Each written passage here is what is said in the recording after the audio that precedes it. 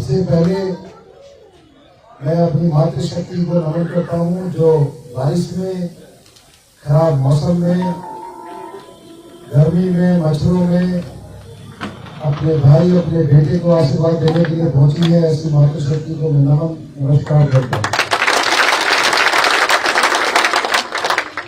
बहुत ही संख्या में मेरे पिता के बुजुर्गों, नौजवान साथियों, आप सबका भी दिल की गहराई से आभार। पिछले 1.5-2 घंटे से आप यहाँ बारिश के मौसम में बैठे हैं और मैं भी थोड़ा देर से पहुंचा, उसके लिए भी माफी। ये जो माइक और स्पीकर है, इसमें मुझे बोलने में मजा आ रहा है, ना आपको सुनने में। असल में असली जो मेन दिक्कत है, ये जो हमारी टीम है, ये कोई चुनाव लड़ाने वाली टीम है, ढाबे वाली टीम है। ये सारे ढाबा चलाते हैं, तो ये सारे लोग दिवाली है, पहला चुनाव है, तो ये सारी चीजों की ट्रेनिंग हो रही है। ना माइक अच्छा है इनका। अब यहाँ इसमें माइक लगे हुए, कह रहा, मैंने पूछा ये माइक क्यों नहीं चल रहे, कह रहे कि ये इससे भी बेकार सुन रहे। आपको पीछे आवाज आ रही है? तो थारी को धरी मारे हल्का कुछ हो जाए। आनंद जी साहब लाग रहे हूँ और एक तो बोल रहे है ना, लेकिन समझ तो आ रही है ना। देखो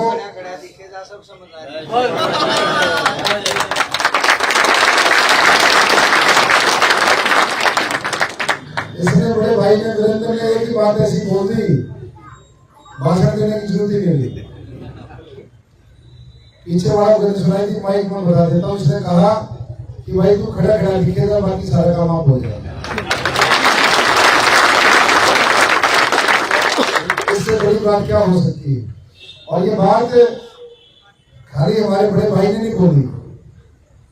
12 तारीख की जो रैली थी, जिसमें आपने इतिहास रचने का काम किया, जिसकी चर्चा न केवल हरियाणा में, पूरे देश में हो रही है, उस रैली के बाद जब हमारे इन बुजुर्गों ने, हमारे काका ताऊ दादा ने, हमारी मातृशक्ति ने, जवानों ने जब मुझे ये कहा कि भाई जो चुनाव अब तेरा नहीं, चुनाव हमारा है, तो आराम से बैठ।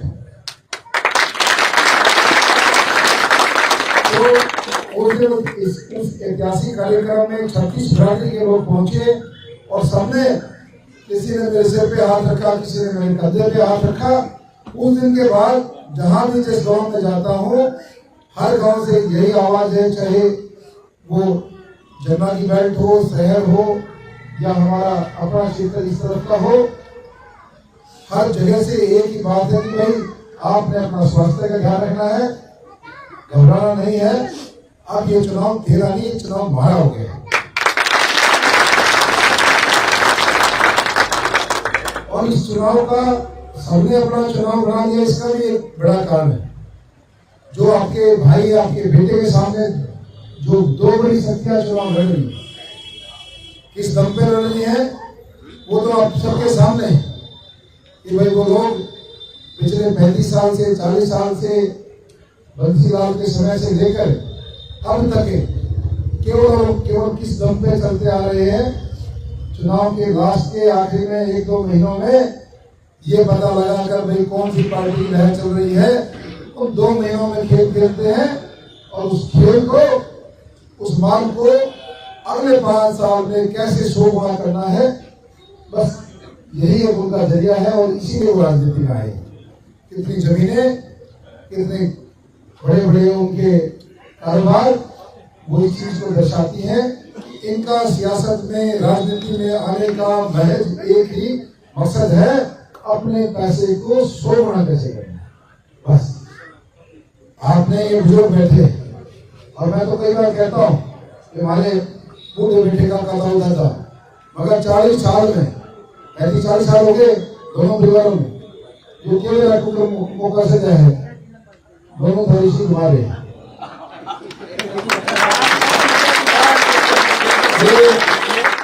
आगे तो छोड़कर मैं सिंपल भाषा में कहूँ, एक उंगली जिससे बटन दबेगा और 2 बीमारियां का इलाज होगा।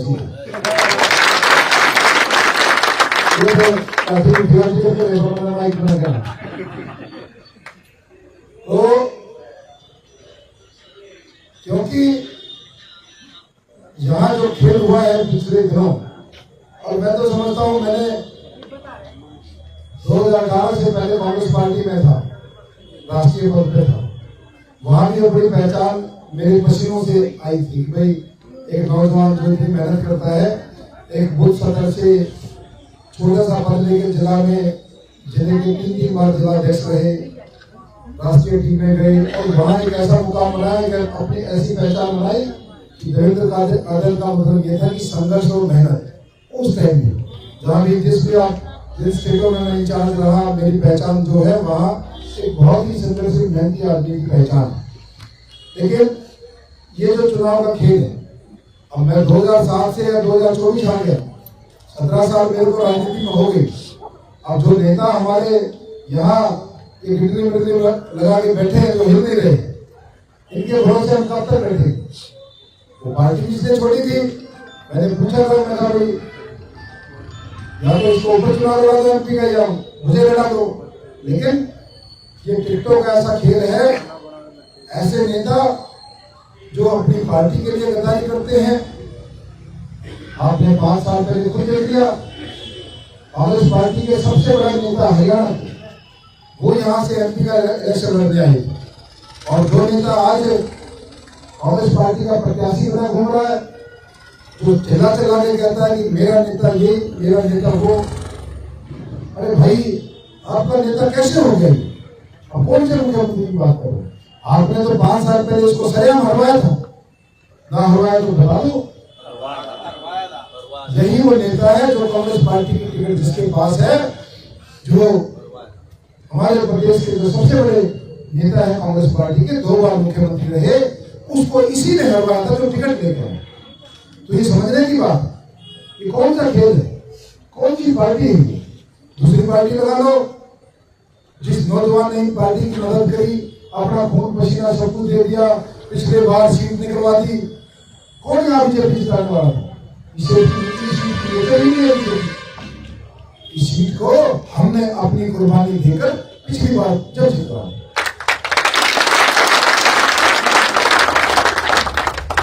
ये भी बड़े भाषण दे रहे थे कि वे बीजेपी पार्टी टिकट देती है विनेबिलिटी पे, लॉयल्टी पे। कहाँ है विनेबिलिटी? विनेबिलिटी का मतलब जीतने की क्षमता जिसमें हो उसको लड़ाएंगे, लॉयल्टी का मतलब जो पार्टी का वफादार है उसको लड़ाएंगे। अरे आपने तो ऐसे आदमी को लगा दिया जिसके आसपास भी ना जीतने की क्षमता है ना वफादारी है, जिसने सरेआम आपके कैंडिडेट को अभी 4-5 महीने पहले आया, मौके का भी प्रदेश अध्यक्ष है। और कैसे प्रदेश अध्यक्ष है जो अपनी कुर्सी पे बैठते ऐसे आदमी की टिकट पे साइन कर रहे हैं जिसने उसको खुद को हराया।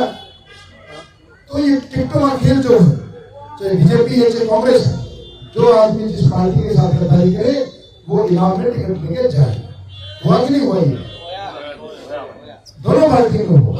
और मेहनत करने वाले जिसने ना कभी अपने बच्चे संभाले, ना स्कूलों में गए, ना पीटीएम में गए, ना अपने बिजनेस पे ध्यान दिया, सब कुछ पार्टी में झोंक दिया, तन मन और धन झोंक दिया सब कुछ, उसको लास्ट में जब उसकी मजदूरी की बारी आए उसको धन्यवाद दिखा दो।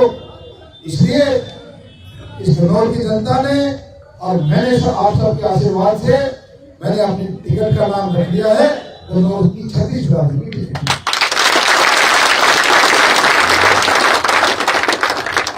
जब इन लोगों ने मुझे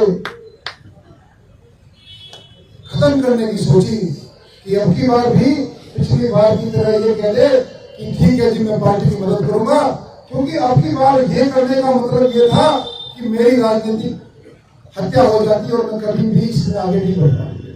इसलिए मैंने आप सबके आशीर्वाद के भरोसे, नौजवानों के हिम्मत सहारे के भरोसे मैंने फैसला लिया और छत्तीसगढ़ ने मुझे आशीर्वाद भी दिया कि भाई तेरे साथ अन्याय हुआ है।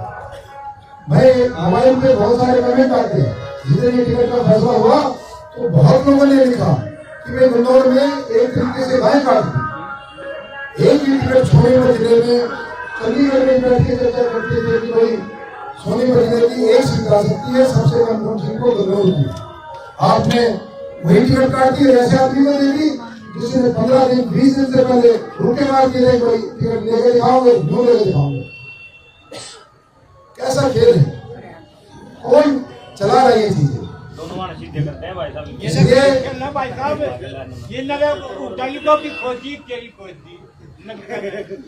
मेरी तो ये बात खोज देगा नहीं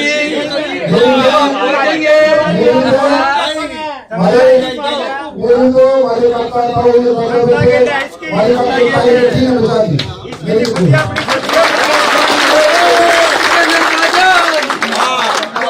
इसलिए अपने अपने पूरे जिले में एक भी ऐसा नेता नहीं है जिसके अंदर जज्बा हो आगे बढ़ने का और जिसके अंदर लगन हो, जुनून हो कि काम करने का, जो आगे बढ़ना चाहता है, जो बदलना चाहता है सारी व्यवस्था को, जैसे मैंने जनों का बेड़ा उठाया बदलने का।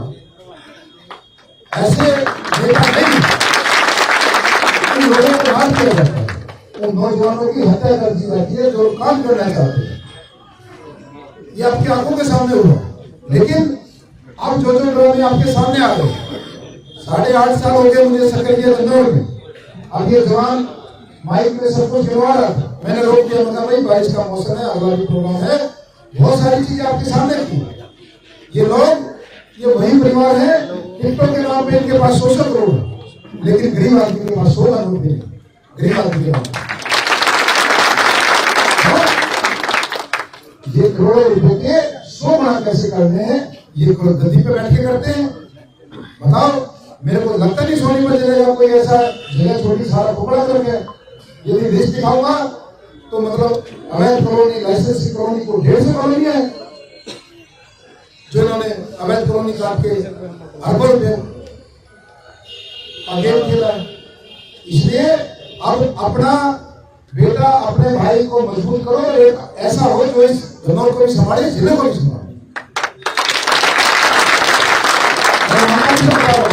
ये सोचो 5 तारीख की चुनाव करनी है, देवेंद्र भाई नेताओं की तरफ भाषण दे रहे हैं, मैं ईमानदारी से बता रहा हूँ, एक भी आदमी नहीं है।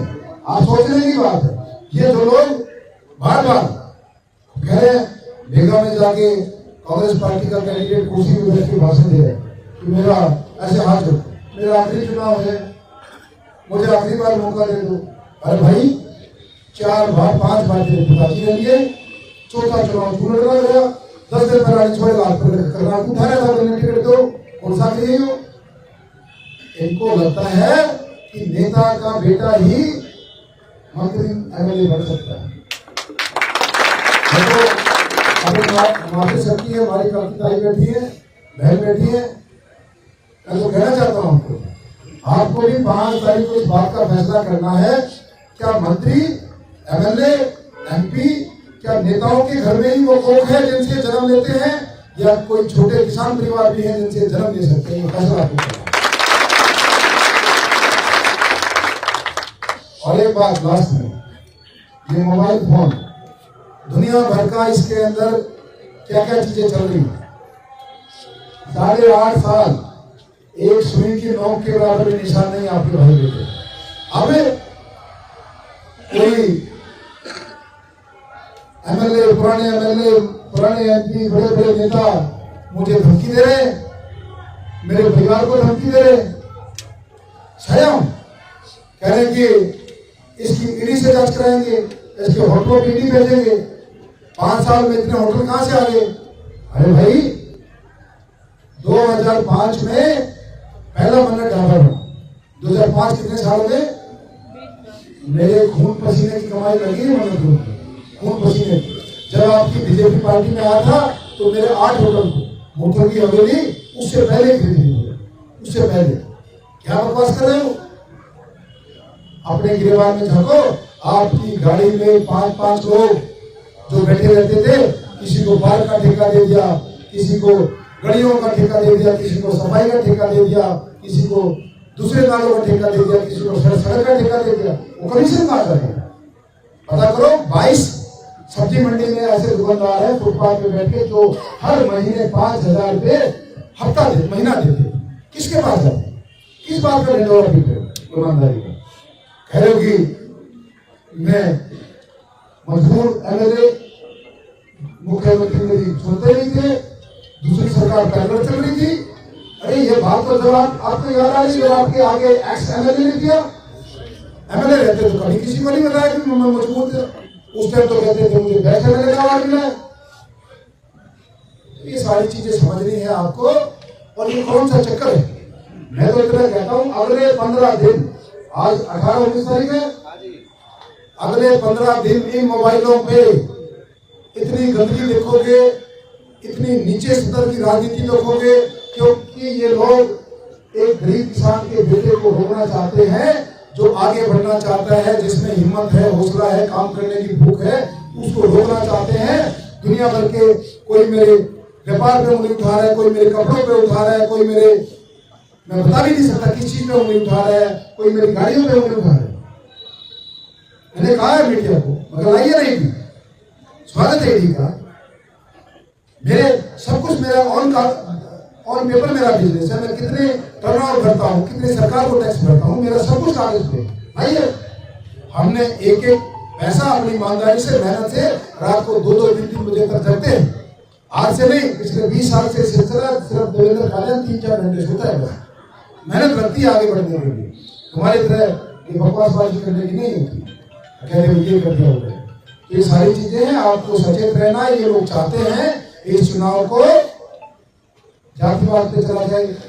और दूसरा नेता जो कहता है ना, भाई हमारी खरी चौधरा होगी, नुकदे भाई चौधरा हमारी को मैं थोड़ा समझ गए, चौधरा होगी इस बात का भी मैं थोड़ा समझ लूंगा। अपना काम कर, चाहे पानी पिए, भाई तू अपना व्यवस्था दे। इसलिए सोच समझ के अगले 15 दिन में भी, अभी उनके बाद नहीं वो महारैली होती थी, उसका माहौल डाउन हो गया। माहौल कोई डाउन नहीं हुआ है। गन्नौर ने खुद मन बना रखा है कि हम चुनाव लड़ेंगे, यानी तलाश करेंगे। दोनों का इलाज एक साथ, और हमेशा के लिए मैं गारंटी देके जा रहा हूँ, ये बीमारी हमेशा के लिए निकल रही है, क्योंकि मुझे खुद पे भरोसा है, अपनी शक्ति में भरोसा है कि मुझे काम करने हैं, अपने गन्नौर को बदलना है। लोग देखने आएंगे गन्नौर को, भाई ऐसी कौन सी युवा सोच थी, नहीं सोचती। इसलिए वो दुकानदार भाई भी आए हैं, उनसे भी निवेदन करना चाहता हूँ, भाई धमकी खूब मिल रही है, खूब गुंडागर्दी हो रही है। एक भाई वोट की अपील करता है, दूसरा कहता है लाला जी देख लीजिए फिर मेरा है ना। इसलिए ना डरने की जरूरत है। और दुकानदार भाइयों को तो मैं बार बार अपील करता हूँ, भाई अपनी दुकान में बैठो, मत मेरे प्रोग्रामों में आगे जो शास्त्री काम हो 5 तारीख में कर दियो, ठोक दियो। ये सारी चीजें हैं, आपको सारी चीजें समझनी है, और अगले 15 दिन के लिए तैयार होना है। ये कौन मेरे ऊपर कौन सी गुंडागर्दी करा दे, क्या क्या किस चीज का आरोप लगा दे, किसको कैमरे के सामने खड़े कर दे, कौन सी बिरादरी के आदमी को कौन सा गंदा खेल खेलने, इन चीजों के लिए तैयार रहिए। वो किसी भी टाइम ऐसे ब्लास्ट के तौर पे चुनाव लड़ेंगे, गंदगी का चुनाव लड़ेंगे, लेकिन आपको उतनी मजबूती से लड़ना है। अपने साथ परमात्मा है, ये बुजुर्गों का आशीर्वाद है, सच्ची बिरादरी का आशीर्वाद।